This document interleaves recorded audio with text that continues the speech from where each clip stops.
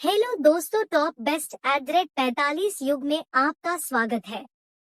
आज मैं आपके लिए एक कहानी लेके आई हूँ जो कि सुलिखित और कल्पनाओं से भरी है। मैं रोड पे जा रही थी। वहाँ मैं देखती हूँ कि एक छोटी सी झोपड़ी रोड किनारे बनी है। उसमें वो मूंगफली बेचने का काम करते हैं और अपने छोटे से परिवार का पालन पोषण करते हैं।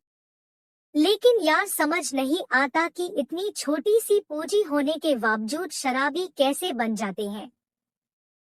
यदि उस शराबी से कह दो कि मेरा सिर दर्द हो रहा, मुझे दवाई लानी, कुछ पैसे दे दो, तो वो शर्त से मना कर देगा। लेकिन वही उसका कोई दोस्त आ जाए और कहे चलो आज दारू पिला दो, तो तुरंत उसके पास पैसे आ जाते हैं।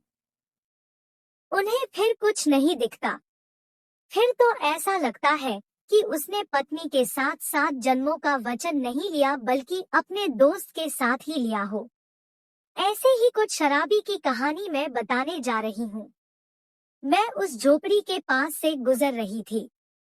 तभी देखती हूँ शराबी शराब पी के टुन्न पड़ा हुआ था और उसकी बीबी मूंगफली भून रही थी। उसके 3 बच्चे थे, 2 लड़की और 1 लड़का।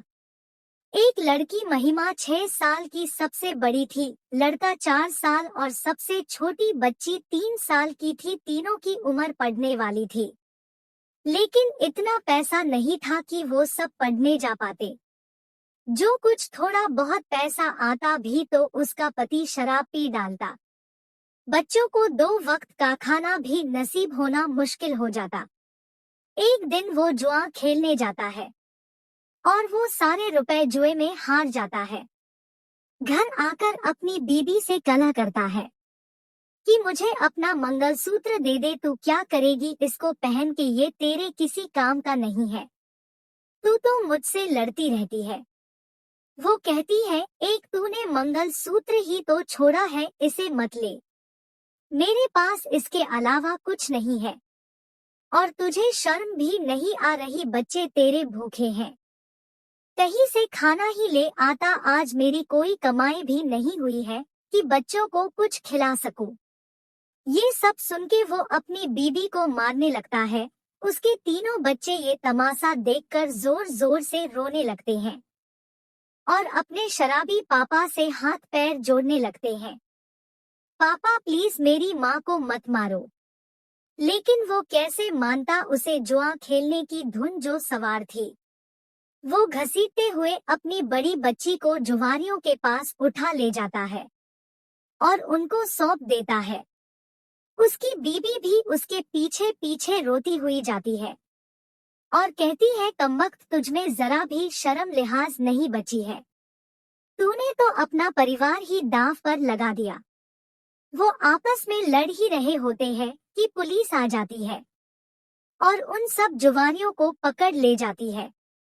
बेटी अपनी माँ को लिपट के रोने लगती है कि माँ तू इसे छोड़ क्यों नहीं देती, हम सब मिलके कुछ न कुछ कर लेंगे, कम से कम जो भी कमाएंगे उससे भरपेट खाना तो खाएंगे। इस आदमी के साथ हम रहते हैं, हमारे ही पैसे से खाना खाता है और दारू पीता है और आज हमें ही बर्बाद करने चला था। उसकी माँ कहती है, बेटी तुम ठीक कह रही, अभी तो वो जेल चला गया, हमारे पास मौका भी है, हम लोग यहाँ से भाग चलेंगे। और अपने तीनों बच्चों को लेके शहर से बाहर चली जाती है। माँ बच्चे मिलके बहुत मेहनत करते हैं, उनके पास पैसा आने लगता है। बेटा कहता है, माँ मेरा तो चल जाएगा, मैं तो ऐसे ही कमा के खा लूंगा, लेकिन बहनों को इधर उधर भेजना ठीक नहीं है, जमाना बहुत खराब है। उसकी माँ कहती, बेटा तुम ठीक कह रहे हो, लेकिन हमारी मजबूरी है, हम इन्हें नहीं भेजेंगे तो सही से खाना भी नहीं खा पाएंगे। बड़ी बेटी चुपके से ये बात सुन रही होती है। उसे बहुत रोना आता है और मन ही मन सोचती है, मेरा भाई मुझसे छोटा है लेकिन कितना समझदार हो गया है। वो अपने भाई से लिपट के रोने लगती है। कहती है, भाई तू मेरी चिंता छोड़ दे, मैं ऐसी जगह काम नहीं करूंगी जहां कोई आप सबको मेरी वजह से दिक्कत हो। तभी उसका भाई कहता है, नहीं दीदी आप कैसी बात करती हो, भाई हूँ तेरा मैं, फिक्र नहीं करूँगा तो कौन करेगा भला। और कहता मुझे एक फैक्ट्री में काम मिल गया है, वहाँ का मालिक बहुत अच्छा है, उसने कहा है वो मुझे अच्छी पगार देगा और एक वक्त का खाना भी देगा, मैं सारा खर्चा उठा लूंगा। दी तू बिल्कुल चिंता मत कर। वो कहती भाई सब बच्चे पढ़ने जाते हैं, उन्हें देख मेरा भी मन करता है कि हम भी पढ़ने जाएं और जब हम पढ़ लिख जाएंगे तो हमारी माँ को काम नहीं करना पड़ेगा और उनकी सारी चिंताएं दूर हो जाएंगी। वैसे भी माँ की तबीयत ठीक नहीं रहती है। भाई कहता है ठीक है दी, मेरी जब पगार मिलेगी तो तेरा नाम लिखवा दूंगा। बहन कहती है कि मेरी आयु तो बहुत हो गई है, भाई कोई स्कूल मेरा एडमिशन नहीं लेगा। वो कहता है तू चिंता मत कर दी, मैं अपने मालिक से बात कर लूंगा, उसकी बीबी का स्कूल है और उसकी बीबी और बेटी दोनों उसी में पढ़ाते हैं, मैं उनसे तेरे बारे में बात करके देखूंगा। उसका अब खुशी का ठिकाना न था। वो सोच रही थी हम भी एक दिन पढ़ लिख कर बड़े आदमी बन जाएंगे और हम इस झोपड़ी से एक घर में रहने लगेंगे।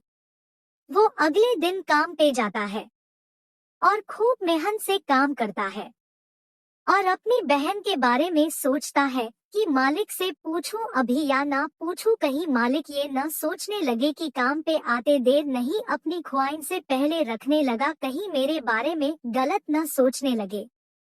वो उस दिन मालिक से कोई बात नहीं करता है और घर ऐसे ही आ जाता है। अपनी बहन से कहता है सॉरी बहन, आज मेरा पहला दिन था इसलिए हिम्मत नहीं जुटा पाया, मैं कुछ भी मालिक से नहीं पूछ पाया, मैं कोशिश करूंगा जल्दी ही तेरे बारे में बात कर लूं, थोड़ा वक्त दे दे।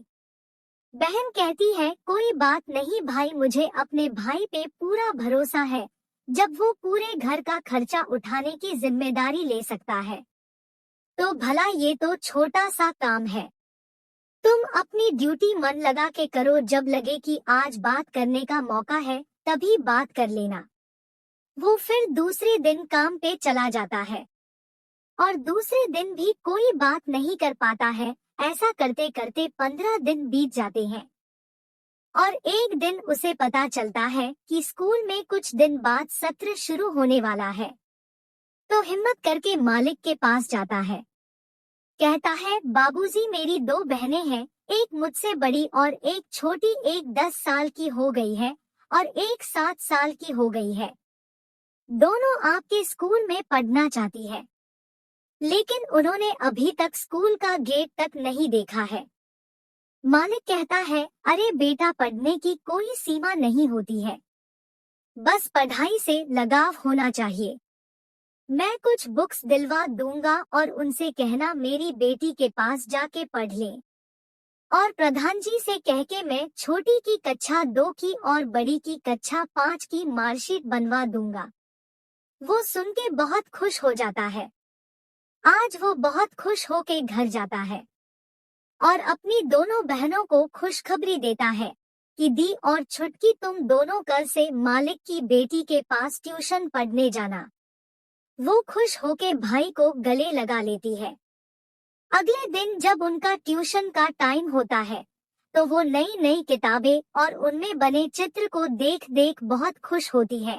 कहती है भाई ये जो इसमें लिखा है हम दोनों सब जल्दी सीख जाएंगे और फिर तुम्हें ये नौकरी नहीं करने दूंगी, आपको राजा की तरह रखूंगी। ये सब सुन के भाई की आंखों में खुशी के आंसू आ जाते हैं। कहता है हाँ मेरी बहन, काश तुम्हारी यही सोच बनी रहे, इससे हमारी गरीबी दूर हो जाएगी। वो दोनों टाटा बाय बाय कह के ट्यूशन चली जाती है और अपनी मैम के पास पहुंच जाती है और मैम से कहती है आप हमें अपने जैसा बना दो ताकि हम भी हम जैसे गरीबों की मदद कर सकें। उसकी मैम ये सब सुन के बहुत खुश होती है और कहती है बेटा चिंता मत करो, मैं तुम दोनों को अपने से भी अच्छा बनाऊंगी। वो दोनों खूब मेहनत से पढ़ती है। वो 2 ही महीने में इतना इतना पढ़ लेती है कि उसका स्कूल में एडमिशन हो जाता है और वो इतने अच्छे से पढ़ती है कि बड़ी वाली अपनी क्लास में सेकेंड आती है और छोटी वाली फर्स्ट स्थान पर आती है। उसका भाई ये सब सुन मालिक से कहता, लो मीठा खाओ साहब, आज आपने हमारा उद्धार कर दिया। मेरी दोनों बहनों ने आपकी बदौलत मेरे परिवार को रोशन कर दिया। मैं आपका ये एहसान कभी नहीं भूल पाऊंगा। मालिक कहता है, इसमें एहसान की क्या बात है, मुझे भगवान ने इस लायक बनाया है जिससे मैं थोड़ी बहुत गरीबों की मदद कर देता हूँ और उनकी दुआ की बदौलत ही मैं इस मुकाम पर हूँ। अब जाओ अपना काम करो और कोई जरूरत हो बेहिचक मुझे बताना, मुझसे जो बन पाएगा वो मैं कर दूंगा। वो थैंक यू कह के काम पर चला जाता है। दोनों धीरे धीरे एक हाई स्कूल पास कर लेती है और एक ग्रेजुएशन।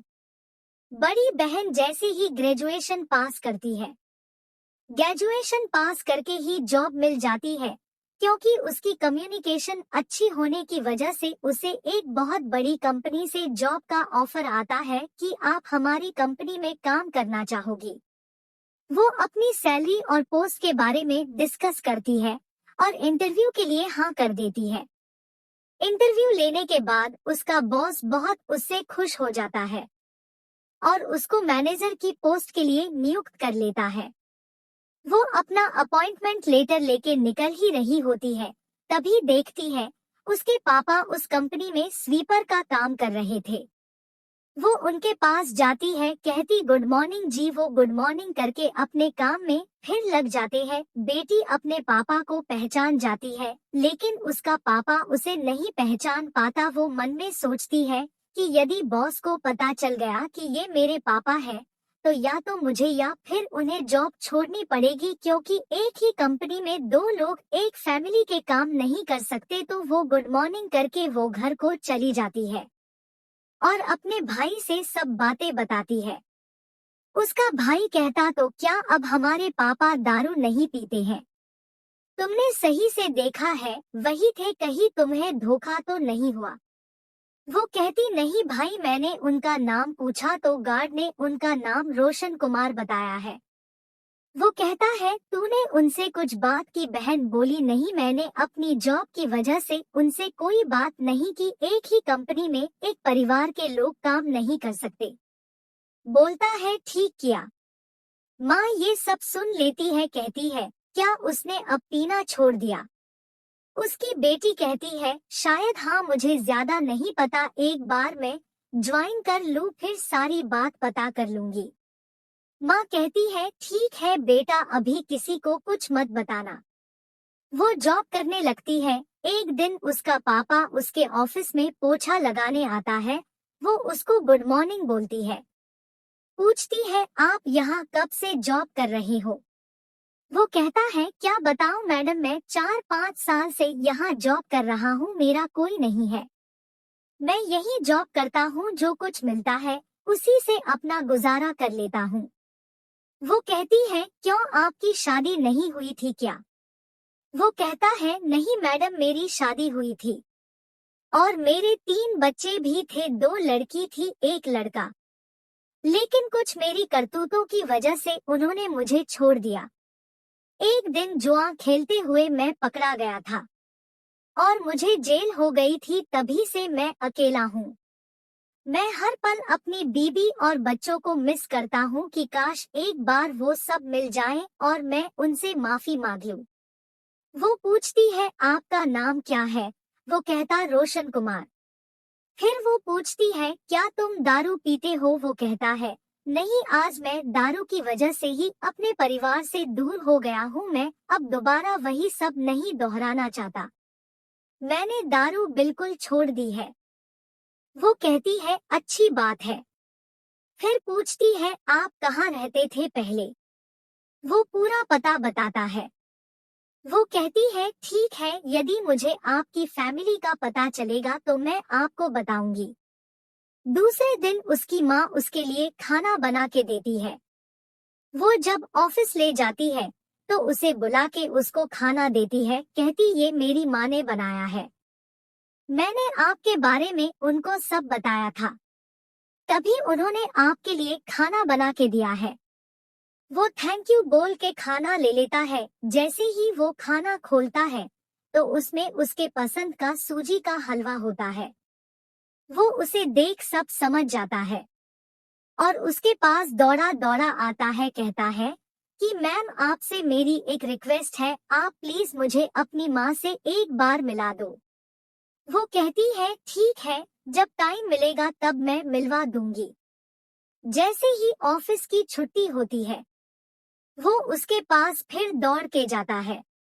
मैडम प्लीज एक बार अपनी माँ से मिला दो। वो उसकी विनती सुन लेती है और उसे अपनी माँ के पास ले जाती है। उसकी माँ को वो जैसे ही देखता है अपने कांपते हुए शरीर से हाथ जोड़ के उसके पैरों पे पड़ जाता है और माफी मांगने लगता है, मैंने तुम्हें बहुत खोजा, तुम लोग हमें मिले ही नहीं, प्लीज मुझे माफ कर दो। मैं अब नहीं परेशान करूंगा। अब मैंने दारू भी छोड़ दी है। उसको सब लोग माफ कर देते हैं और वो अब सब खुशी खुशी एक साथ रहने लगते हैं। आज उनकी छोटी सी झोपड़ी एक बड़े घर में परिवर्तित हो गई है। उसमें बस माँ, पापा, भाई और भाभी रहते हैं।